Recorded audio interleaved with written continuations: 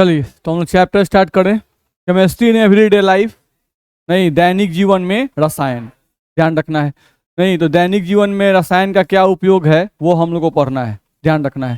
ठीक है, तो नॉर्मली अगर देखा जाए, अगर नॉर्मली इंट्रोडक्शन में हम लोग बोलें तो दैनिक जीवन में हर जगह रसायन का उपयोग है।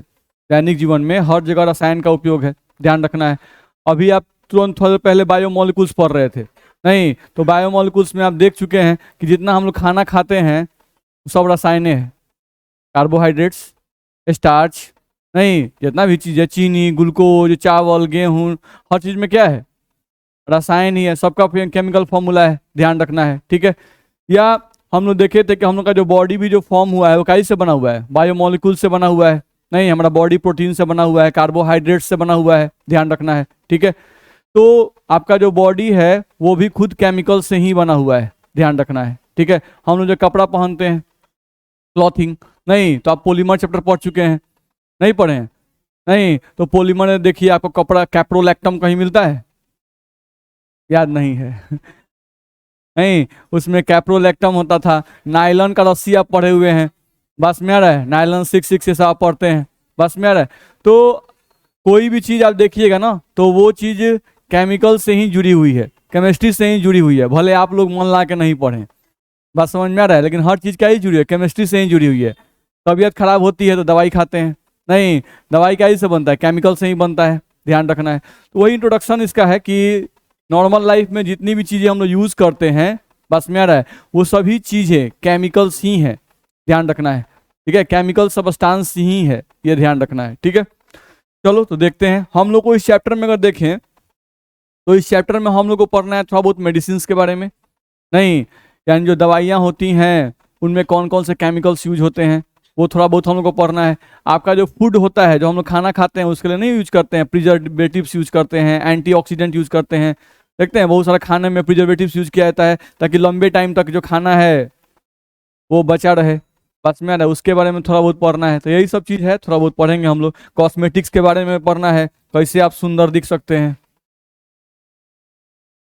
देखा जाए तो हम लोग स्टार्ट करते हैं पहले मेडिसिन से, नहीं मेडिसिन से हम लोग स्टार्ट करेंगे पहले, ध्यान रखना है।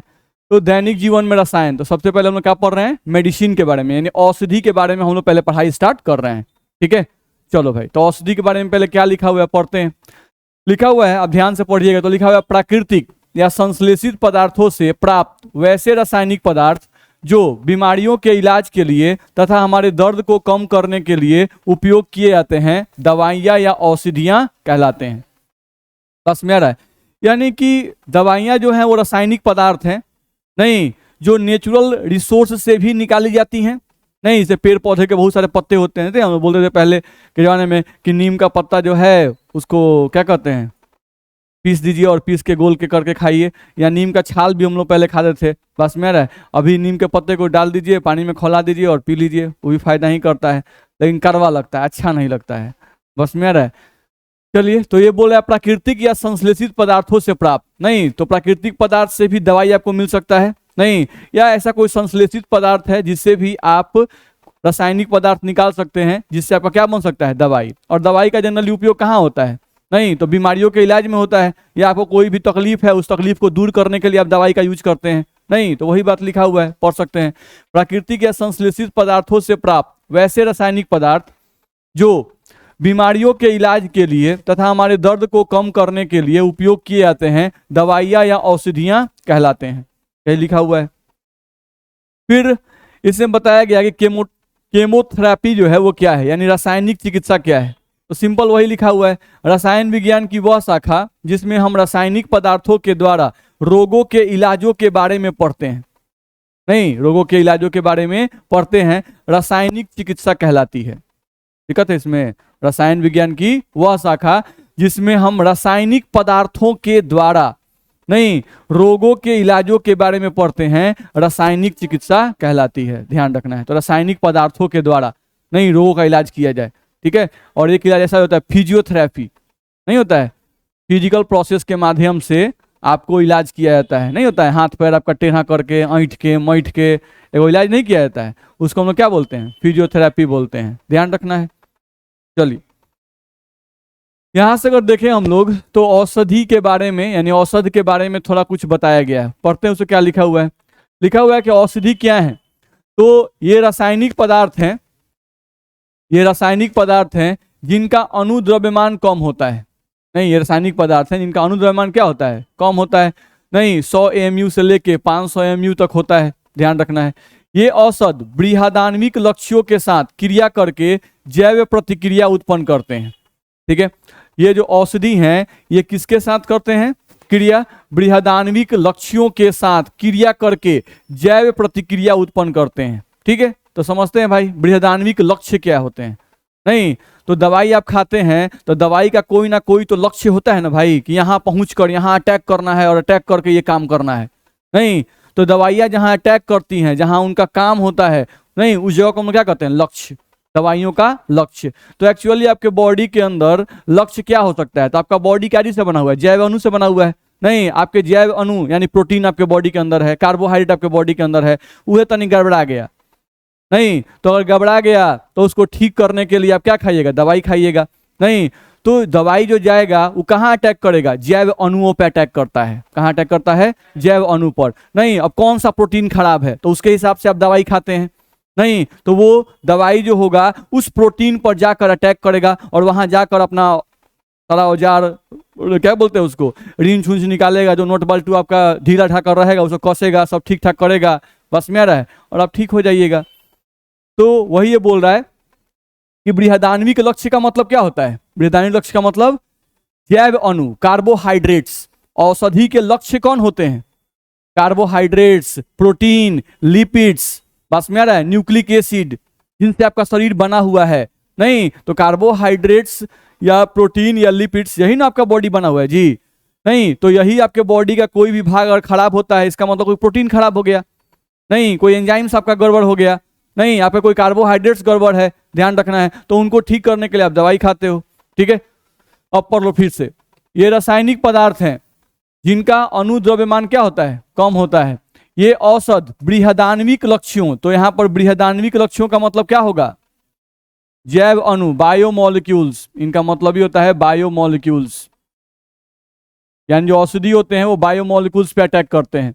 ठीक है, और जैव प्रतिक्रिया उत्पन्न करते हैं। जैव प्रतिक्रिया का मतलब क्या हुआ, वहां जाकर अपना काम करते हैं, नहीं बायोलॉजिकल एक्टिविटी दिखाते हैं, जिसके कारण आपका शरीर क्या होता है, स्वस्थ होता है, ध्यान रखना है। ठीक है, तो लिखा हुआ है बृहदान्विक लक्ष्य, जिसको मैक्रोमोलिक्यूल्स टारगेट, इसी वर्ड को उठा के यहाँ लिखा गया है, उसका मतलब समझाया गया है। हमारा शरीर जैव अणुओं से बना है, इन्हीं जैव अणुओं को क्या कहते हैं, बृहदान्विक लक्ष्य कहते हैं। नहीं एग्जाम्पल है आपका carbohydrate, proteins, lipids, nucleic acid, इन्हीं से आपका शरीर बना हुआ है, ध्यान रखना है। ठीक है, तो ये सब लक्ष्य हैं किसके, औषधि के। ठीक है, टारगेट कहा जाता है इनको, ध्यान रखना है।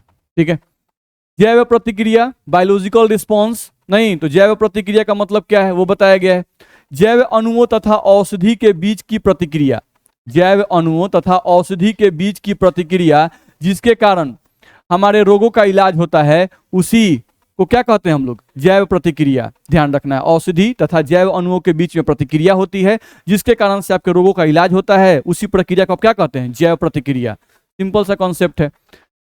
चलिए फिर लिखा हुआ है कि यह जैव प्रतिक्रिया जब चिकित्सीय और लाभदायक होती है, नहीं यानी आप औषधि खाए, नहीं या कोई भी रासायनिक पदार्थ खाए, औषधि पहले मत कहिए, पहले कोई रासायनिक पदार्थ आप खाए, वो रासायनिक पदार्थ अंदर गया, नहीं अपने लक्ष्य तक पहुंचा, लक्ष्य तक पहुंचकर कुछ काम धाम किया, बस मेरा है, अगर उसका काम धाम आपको फायदा पहुंचाता है, आपको रोगों से मुक्त करता है, तो इसका मतलब वो रासायनिक पदार्थ औषधि है।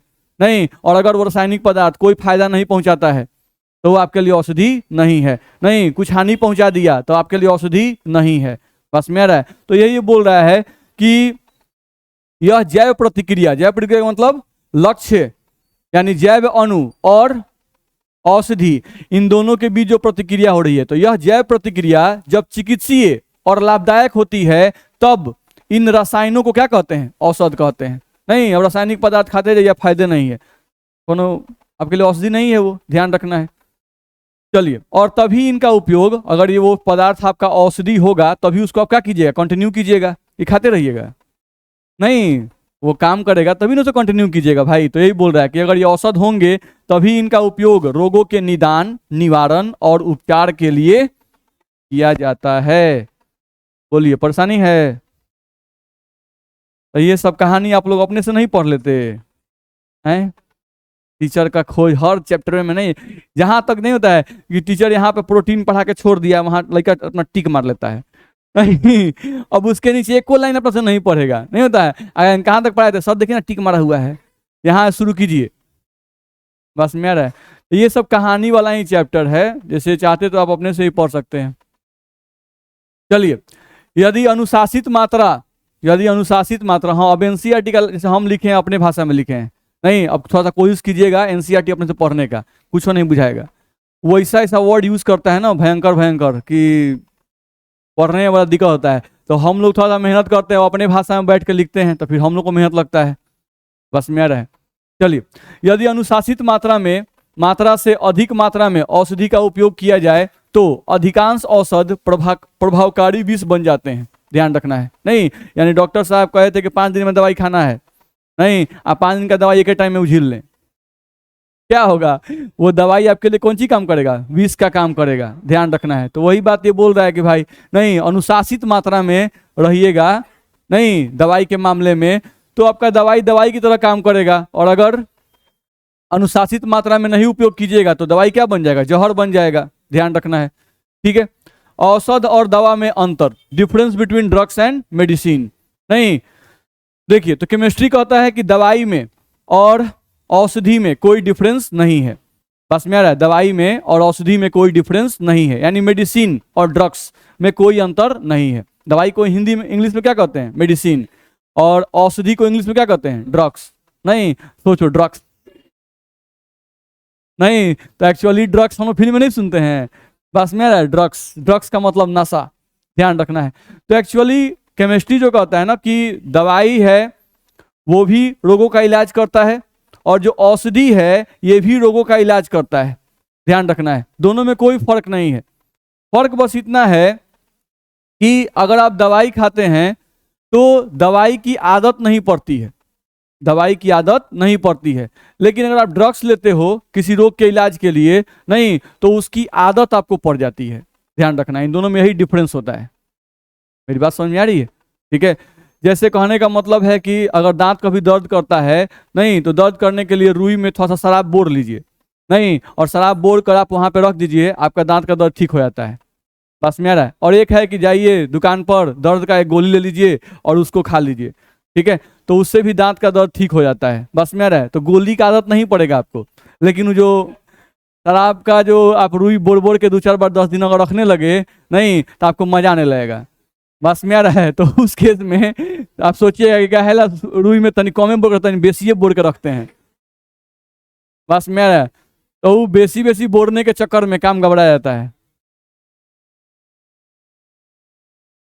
चलिए, तो ये सब होता है, जैसे बहुत सारा चीज होता है, जैसे कि दर्द को कम करने के लिए ना हीरोइन एक दवा आता है, लिखा होगा इसमें आगे, नहीं आपका हीरोइन एक औषधि आता है, नहीं जिसको लिया जाता है, जिससे आपका बहुत प्रभावशाली वो पेन किलर है, दर्द कम करने के लिए यूज किया जाता है, बस मेरा है। लेकिन अगर आप उसको लेने लगते हो ना तो उसका हैबिट पड़ जाएगा, आपको अच्छा लगने लगता है, ध्यान रखना है। क्योंकि वो क्या करता है, कुछ देर के लिए ना आपको किसी और ही दुनिया में पहुंचा देगा, बस मेरा लीजिएगा, बहुत अच्छा फील हो रहा है, कहाँ दर्द गया, सब दर्द भूल गए, बस मेरा है। तो लेकिन अब कोई टैबलेट आप ले लीजिए और टैबलेट खा लीजिए तो उसमें कोई मजा नहीं आता है, ध्यान रखना है। चलिए देखते हैं औषध तथा दवा में अंतर। तो बोल रहा है रसायन शास्त्र के आधार पर दवा तथा औषधि में कोई अंतर नहीं है, ध्यान रखना है। दवा यानी कि मेडिसिन, लिख रहा है कि दवा एक ऐसा रासायनिक पदार्थ है जो सुरक्षित ढंग से बीमारी की रोकथाम करता है, ठीक है। दवा एक ऐसा रासायनिक पदार्थ है जो सुरक्षित ढंग से बीमारी की रोकथाम करता है तथा जिनके प्रभाव से कोई विषाक्त प्रभाव उत्पन्न या प्रकट नहीं होते हैं, एवं इसे प्रयोग करने पर व्यक्ति को आदत नहीं पड़ती है, अर्थात व्यक्ति दवा का आदी नहीं होता है, यह ध्यान रखना होगा, ठीक है। यहां से हम लोग पढ़े अगर औषधि के बारे में तो क्या लिखा हुआ है, औषध के बारे में पढ़े तो क्या लिखा हुआ है, औषधि ऐसे रासायनिक पदार्थ हैं जो बीमारी की रोकथाम करते हैं, किंतु इसका उपयोग करने से व्यक्ति इनका क्या होता है, आदि हो जाता है, जिसके कारण कई गंभीर दुष्प्रभाव भी प्रकट होते हैं। बात समझ में आ रहा है ना? नहीं, बहुत सारे गंभीर दुष्प्रभाव नहीं ले था, तनी तनी तनी बेसी लेने लगे। बस में आ रहा है, तो तनी तनी बेसी लेते लेते आदत पड़ जाएगा। बस में आ रहा है, तो वो दवा जो होगा ना वो क्या हो जाएगा, जहर हो जाएगा। क्योंकि पहले ही लिखा था ना कि अधिकाय मात्रा में अगर आप यूज करते हैं, नहीं अनुशासित मात्रा में यूज नहीं करते हैं अगर, तो दवा क्या होता है, जहर जाता है। ठीक है, तो कोई भी चीज अगर आप कंट्रोल मात्रा में लेते हैं तो उस केस में वो जहर नहीं होगा। नहीं, जैसे शराबे पी रहे हैं तो रोज एक ठेपी पीजिए निकाल के, नहीं तो एक ठेपी पीने से वो दवा काम करेगा। बस में आ रहा है, वो जहर काम नहीं करेगा। बस में आ रहा है, अब लेके बोतल ढड़काएंगे तो काम घबराएगा। चलिए देखा जाए, क्लासिफिकेशन ऑफ ड्रग्स, औषध का वर्गीकरण। ठीक है, औषध का वर्गीकरण यहाँ पे किया गया है, उसको समझने की कोशिश किया जाए। तो पहला हम लोगों का किस तरह से वर्गीकरण किया गया है वो हम लोग को देखना है। तो यहाँ लिखा हुआ है भेषज गुण विज्ञानीय प्रभाव के आधार पर। ठीक है, जिसको दूसरी भाषा में ऐसे लिखा जाता है फार्माकोलॉजिकल प्रभाव के आधार पर, ध्यान रखना है। ठीक है, दवाइयों का वर्गीकरण किया गया है, तो वो हम लोग को बताया किस किस आधार पर दवाइयों का वर्गीकरण किया गया है। तो एक इसमें दिया हुआ है फार्माकोलॉजिकल प्रभाव के आधार पर। अब फार्माकोलॉजिकल प्रभाव के आधार पर अगर देखा जाए तो बोल रहा है कि यह वर्गीकरण चिकित्सकों के लिए उपयोगी होता है, यानी जो डॉक्टर्स होते हैं उनके लिए यूजफुल है, ध्यान रखना है। ठीक है, जैसे मान लो किसी को दिमाग का दर्द है, नहीं किसी को हार्ट पेन है, बस में आ रहा है, किसी को घुटना का दर्द है, तो सबके लिए क्या सेम दवाई होता है क्या? नहीं, नहीं, सबके लिए अलग अलग दवाई है, ध्यान रखना है। दर्द ही है लेकिन उस दर्द के लिए क्या है, अलग अलग दवाई है। ठीक है, तो अगर दर्द का बहुत सारा दवाई एक ही जगह रखा हुआ है, नहीं तो पहचान आप पाइए कि डॉक्टर पाएगा? डॉक्टर, बुझ रहे हैं ना? नहीं, तो वही ये बोल रहा है, ये बोल रहा है ना कि ये जो फार्माकोलॉजिकल प्रभाव है, नहीं के आधार पर दवाई का जो वर्गीकरण किया गया है ये डॉक्टर्स के लिए है। नहीं, वो क्या किया कि दर्द का सारा दवाई एक जगह सरिया के रख दिया है। नहीं, अब वो पहचानता है कौन सा दवा जो है, कॉम्पोजिशन तो वो जानता है, पढ़ाई वो किया है। नहीं, तो वो जानता है कि कौन सा कॉम्पोजिशन किस दर्द के लिए प्रभावकारी है। बस में आ रहा है? ठीक है, ये हम लोग नहीं पहचान सकते हैं। ठीक है, तो वही बात ये बोल रहा है। चलो पढ़ते हैं। यह वर्गीकरण चिकित्सकों के लिए उपयोगी है क्योंकि यह उन्हें स्वास्थ्य से संबंधित किसी विशेष उपचार के लिए, ध्यान रखना है, स्वास्थ्य से संबंधित किसी विशेष उपचार के लिए उपलब्ध पूरी औषधि श्रेणी प्रदान करता है।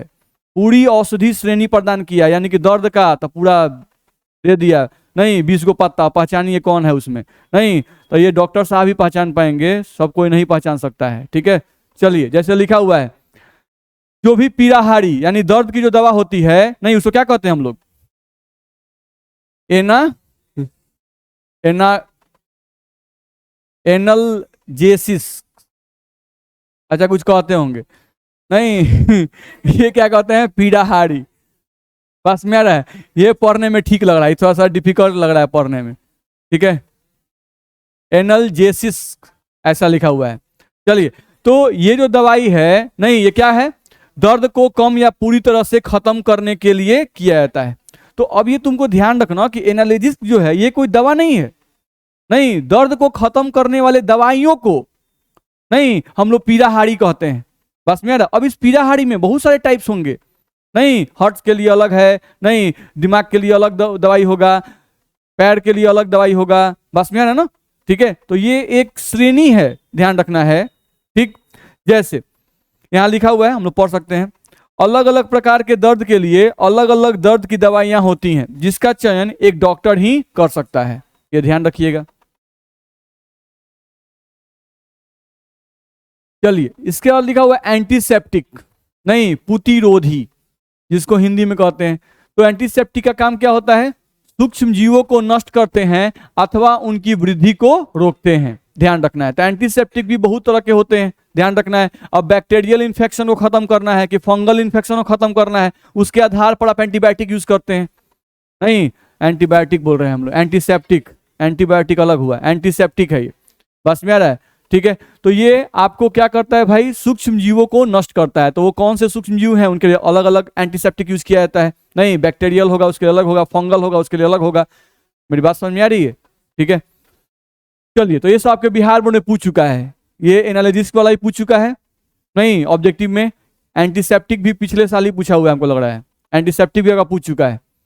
चलिए यहां पे आइए, औषध क्रिया प्रभाव के आधार पर, on the basis of drug action, drug action के आधार पर भी हम लोग को दवाइयों को वर्गीकृत किया गया है। नहीं, कि कौन सी दवाइयां जो हैं उनका एक्शन कैसा है, बस में रहा है, कौन सी दवाइयां जो हैं उनका एक्शन कैसा है, एक्शन मतलब दवाइयों की क्रिया, दवाइयां कैसे काम करती हैं, बस में रहा है। एक ही बीमारी के लिए अलग अलग दवाई दिया जा सकता है। नहीं, देखते हैं बुखार के लिए पहले 150 mg खाइए, नहीं ठीक हुआ तो 200 mg खाइए, नहीं ठीक हो रहा तो खाइए 500 mg एक बेर, नहीं ऐसा होता है, बस में रहा है। तो दवाइयों की जो क्रिया होती है उस पर भी, उसके आधार पर भी उनको वर्गीकृत किया गया है, ध्यान रखना है। चलो देखते हैं, हमारे शरीर के अंदर बहुत सारी जैव रासायनिक प्रक्रियाएं होती हैं, हमारे शरीर के अंदर बहुत सारी जैव रासायनिक प्रक्रियाएं होती हैं, उन पर औषधि का क्या प्रभाव पड़ता है, उन पर औषधि का क्या प्रभाव पड़ता है, इसके आधार पर वर्गीकरण जो किया जाता है उसी को बोलते हैं औषध क्रिया प्रभाव के आधार पर वर्गीकरण, ध्यान रखना है। यहाँ लिखा हुआ है कि हमारे शरीर के अंदर जैव रासायनिक प्रक्रियाओं के कारण कभी कभी हिस्टामिन उत्पन्न होते हैं। नहीं, क्या उत्पन्न होते हैं, हिस्टामिन उत्पन्न होते हैं। अब जो बायोलॉजी वाले पढ़ते होंगे ज्यादा अच्छा समझते होंगे, हिस्टामिन, जिसके कारण शरीर में ज्वलनशीलता उत्पन्न होती है, बस में, जैसे हिस्टामिन के कारण सर्दी होता है, खांसी होता है, हिस्टामिन उत्पन्न होता है आपके बॉडी के अंदर। नहीं, या आपको क्या कहते हैं, ज्वलनशीलता आपके बॉडी में उत्पन्न होती है, ध्यान रखना। या छींक आना भी हिस्टामिन के कारण ही होता है, बस में आ रहा है। तो हिस्टामिन आपके बॉडी में उत्पन्न होते हैं, ध्यान रखना है। अब इन हिस्टामिन को खत्म करने के लिए हम लोग क्या यूज करते हैं, एंटी हिस्टामिन।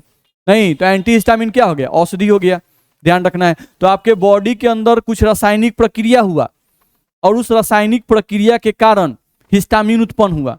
नहीं, अब उस हिस्टामिन को रोकने के लिए नहीं हम लोग एंटी हिस्टामिन यूज करते हैं, मेरी बात समझ में आ रही है ना। तो एंटी हिस्टामिन बहुत तरह के हो सकते हैं। नहीं, अब ऐसा थोड़े है कि खांसी है तो सर्दी का दवाई खा लें, बस में रहे, चाहे बुखार है तो खांसी का दवाई खा लें। अलग अलग हिस्टामिन के लिए अलग अलग एंटी हिस्टामिन उपयोग किया जाता है। वो आपके बॉडी के अंदर जो जैव रासायनिक प्रक्रियाएं होती हैं, नहीं, उनके आधार पर दवाइयों को बांटा गया है। तो ये हम लोग को ध्यान रखना होगा। चलो अगले पॉइंट पे आ जाए, रासायनिक संरचना के आधार पर, on the basis of chemical structure, chemical structure के आधार पर भी दवाइयों को वर्गीकृत किया गया है, ध्यान रखना है, ठीक है।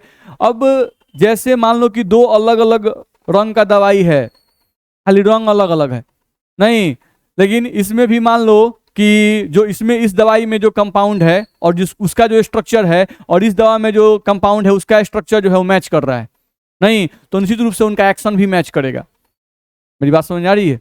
नहीं, यानी अलग अलग दवाइयों में अगर एक टाइप का ही, एक स्ट्रक्चर वाले ही कंपाउंड अगर एग्जिस्ट करते होंगे तो उन दवाइयों का एक्शन भी क्या होगा, एक टाइप का ही होता है, बस में। जैसे नहीं, हम लोग कोई दवाई खरीदने जाते हैं तो बोलता है इस कंपनी का नहीं है, दूसरे कंपनी का है, ले लीजिए, बस में आ रहा है, समझ रहे हैं।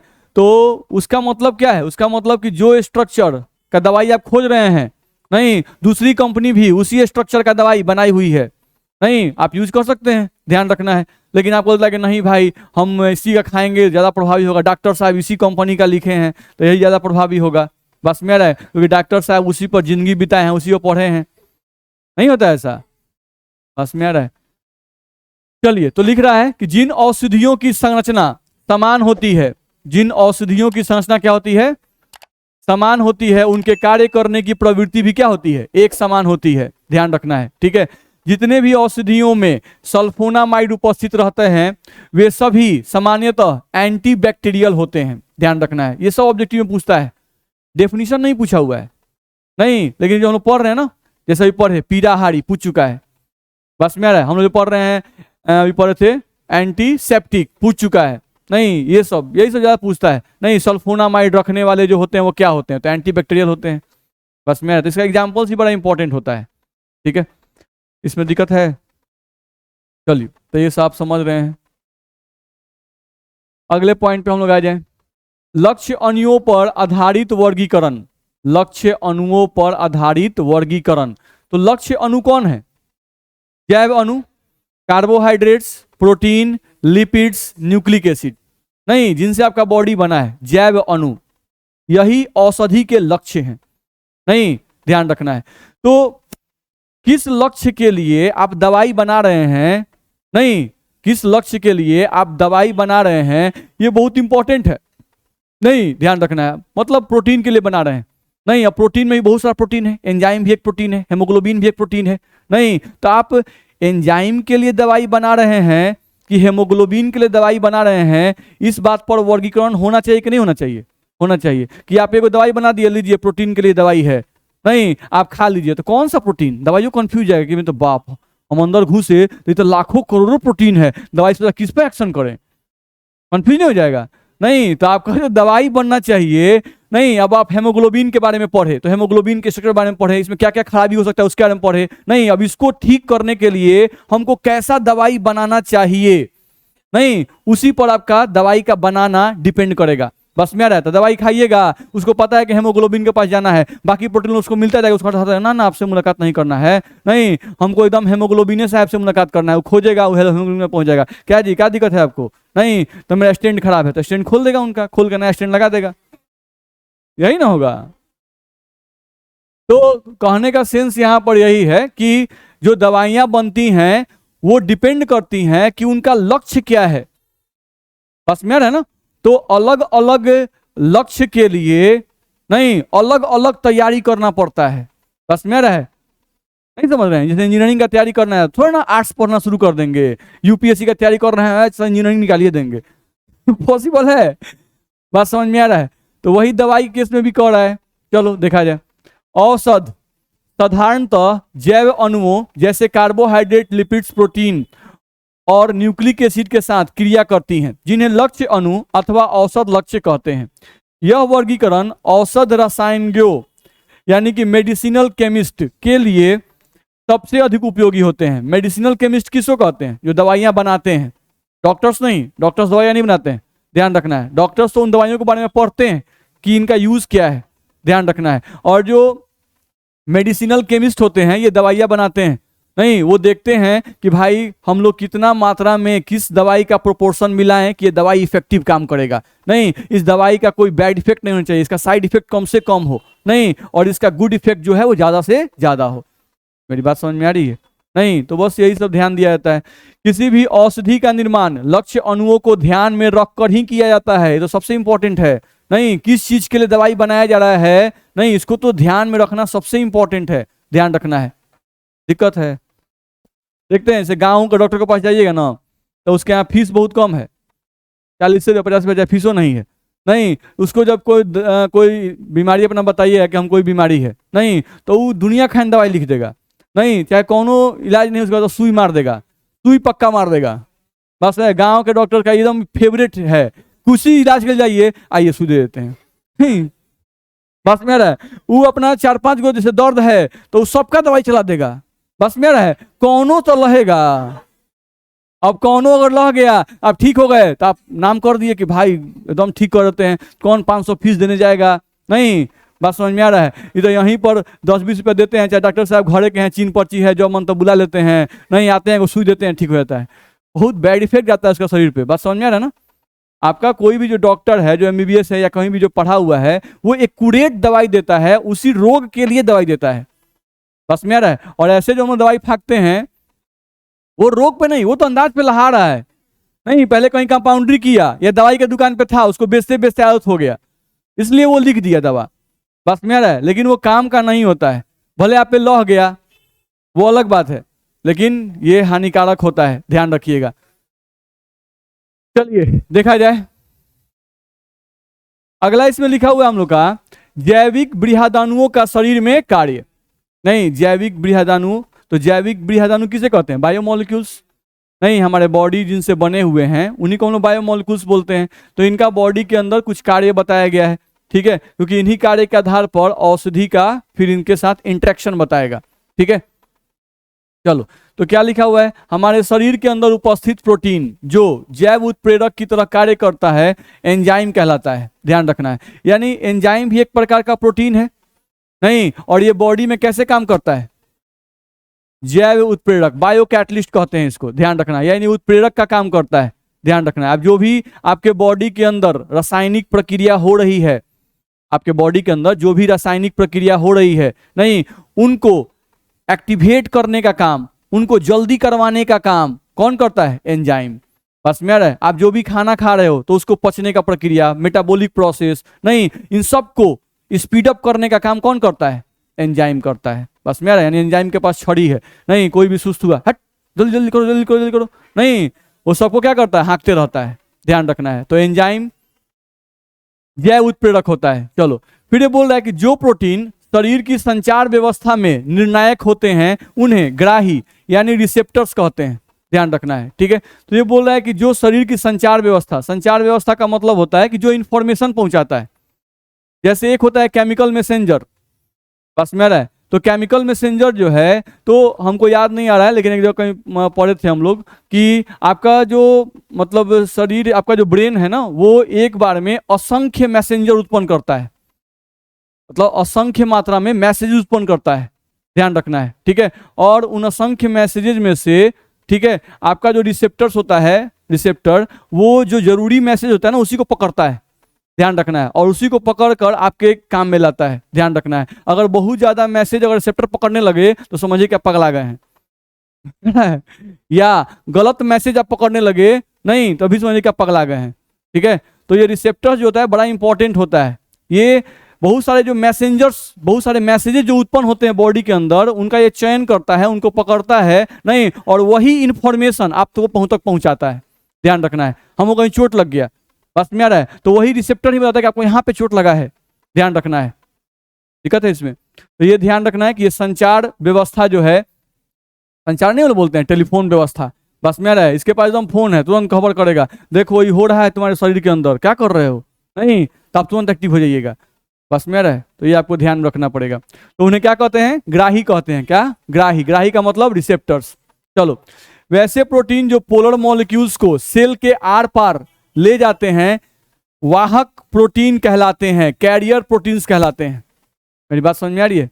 नहीं, तो ये हम लोग क्या हुआ, वैसे प्रोटीन जो पोलर मॉलिक्यूल्स को सेल के आर पार ले जाते हैं वाहक प्रोटीन कहलाते हैं। ध्यान रखना है। यानी कुछ ऐसे ही प्रोटीन है जो पोलर मॉलिक्यूल्स को, जैसे आपका पानी हो गया, पोलर मॉलिक्यूल्स हो गया, नहीं, तो सेल के अंदर ले जाना, सेल के अंदर से फिर उसको बाहर लाना, नहीं, उसका काम जो करते हैं उन्हें क्या कहते हैं हम लोग? कैरियर प्रोटीन्स कहते हैं, यानी वाहक प्रोटीन कहते हैं। ध्यान रहेगा, ठीक है। चलिए, तो ये आप समझ गए। अगले पॉइंट पे आ जाइए। यहां से लिखा गया है, इसी प्रकार न्यूक्लिक एसिड में अनुवांशिक जानकारी होती है। तो न्यूक्लिक एसिड तो हम लोग कल ही पढ़ रहे थे, नहीं, कि न्यूक्लिक एसिड आपका जो होता है, न्यूक्लियस के अंदर क्रोमोसोम था, और क्रोमोसोम जो था वो प्रोटीन और न्यूक्लिक एसिड से बना हुआ था, और न्यूक्लिक एसिड जो था उसमें डीएनए और आरएनए होता है, नहीं। तो आपका ये जो डीएनए और आरएनए जो है, यानी कि जो न्यूक्लिक एसिड है, उसी में क्या जानकारी प्रेजेंट रहता है? अनुवांशिक जानकारी उपस्थित रहता है। ध्यान रखना है, ठीक है। फिर बताया हुआ है कि सेल मेम्ब्रेन, नहीं, सेल मेम्ब्रेन जो है का संरचना किससे हुआ है? लिपिड से और कार्बोहाइड्रेट से होता है। ध्यान रखना है। आपका जो सेल मेम्ब्रेन है वो आपका क्या से बना होता है? कार्बोहाइड्रेट से और लिपिड से बना होता है। तो ये आज के क्लास में हम लोग सिर्फ इंट्रोडक्शन पढ़े, नहीं, थोड़ा बहुत हम इंट्रोडक्शन आपको पढ़ाए केमिस्ट्री इन एवरीडे लाइफ का। अब अगले क्लास में हम लोग पढ़ेंगे इसके बारे में। ध्यान रखना है कि जो औषधि है वो कैसे इनके साथ इंटरेक्ट करती है, कैसे इनके साथ रहकर काम करती है, इसके बारे में हम लोग को पढ़ना है, ठीक है। तो हम लोग को औषधि का पहले जो एक्टिविटी है वो एंजाइम के साथ पढ़ाया गया है, नहीं, कि अगर आपका एंजाइम गड़बड़ा जाता है, आपका जो एंजाइम है वो सही तरीके से अगर काम नहीं कर पाता है, नहीं, तो उस केस में औषधि जब जाती है तो उनके साथ कैसे इंटरेक्ट करती है, क्या उनके में चेंजिंग लाती है कि वो ठीक हो जाते हैं। बस में आ रहा है ना? नहीं, तो उसके बारे में हम लोग पढ़ेंगे। तो अगले क्लास में उसको हम लोग स्टार्ट करेंगे, ठीक है। तो आज के लिए इतना ही है। अनुवांशिक जानकारी कल नहीं सुने थे? कल क्लास आए थे? तो कल के क्लास में बताया गया था, अनुवांशिक का मतलब होता है कि एक पीढ़ी का गुण दूसरे पीढ़ी में आ जाता है, नहीं, तो ये क्या है? अनुवांशिकता।